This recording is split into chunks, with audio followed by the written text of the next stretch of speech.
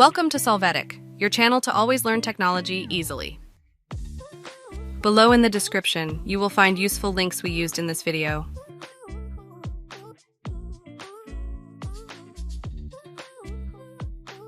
Today in Solvetic, we will see how to fix error just-in-time debugging Windows 11, Windows 10. We will enter Advanced in the search box. We open View Advanced System Settings.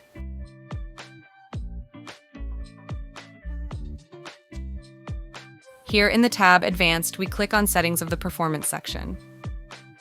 Now we will go to the tab Data Execution Prevention.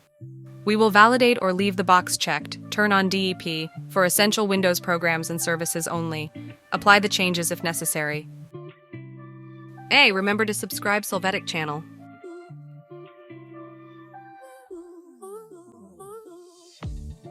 We hope it has been helpful for you. Here are links to watch more videos of your interest and subscribe to the Solvetic channel. Thank you.